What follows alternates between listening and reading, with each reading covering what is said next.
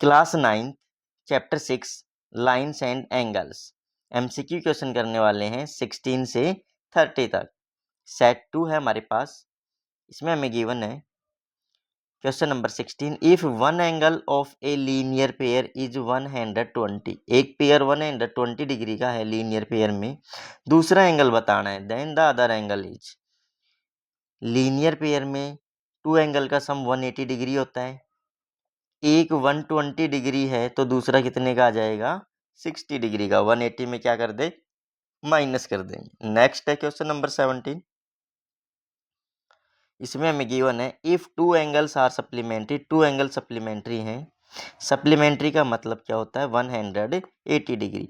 One angle is 75 degree, then the other angle is, other angle बताना है, बता देंगे 180 माइनस 75 कितने का आ गया 105 डिग्री का, option B.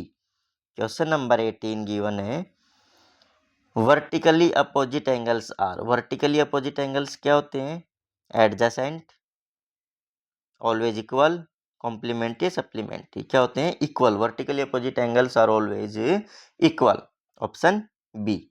19 question, if one corresponding angle is 65 degree, एक कोरस्पॉन्डिंग एंगल 65 का है, अदर कोरस्पॉन्डिंग एंगल, हमें पता है कोरस्पॉन्डिंग एंगल इक्वल होते हैं। वन अगर 65 डिग्री का है, एक एंगल 65 का है तो दूसरा भी क्या होगा 65 डिग्री का, option B. Next question number 20, if alternate interior angles are equal, alternate interior angle equal हैं, then the lines are, alternate interior angle equal हैं तो लाइन क्या होंगी पैरेलल लाइन होंगी, पैरेलल लाइन में ही इक्वल आते हैं। Next question number 21, the sum of two complementary angles, complementary angle का सम कितना होता है 90 डिग्री, सप्लीमेंट्री का होता है 180। 22, if one angle is 45 it's vertically opposite angle, vertically opposite angle equal होते हैं तो दूसरा भी क्या होगा 45 डिग्री का होगा। क्वेश्चन नंबर 23, इसमें हमें गिवन है if one angle of a linear pair is 98 degree, linear pair में एक एंगल दे रखा है 90 degree, 98 degree, other angle is, sum होता है लीनियर पेयर का 180, 98 माइनस करें तो क्या आ जाएगा हमारे पास 82 डिग्री का आ जाएगा, option A. Next 24 question, if two parallel lines are cut by a transversal and the corresponding angles are always equal, क्या होते हैं हमारे पास कोरस्पॉन्डिंग एंगल इक्वल होते हैं।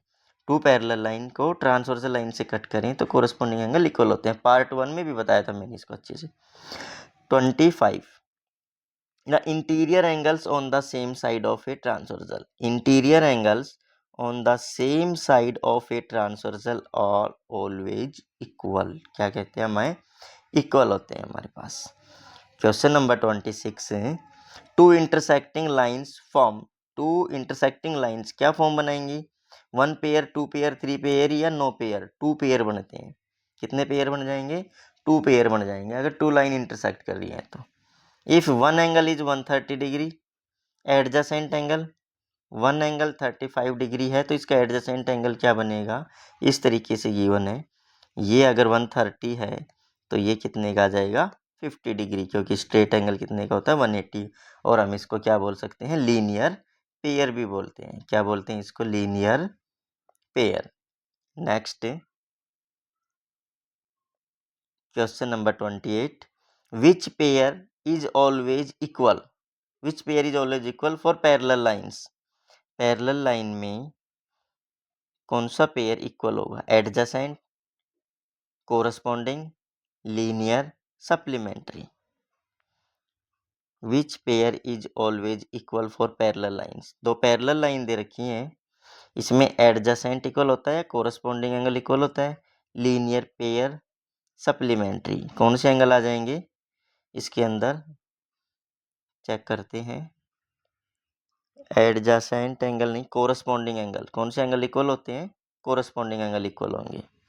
Next 29, if alternate interior angles are not equal, alternate interior angle equal नहीं है तो lines कैसी होंगी पेयर इक्वल होते तो लाइन पैरेलल होती, इक्वल नहीं है तो लाइन पैरेलल नहीं होंगी, नॉट पैरेलल।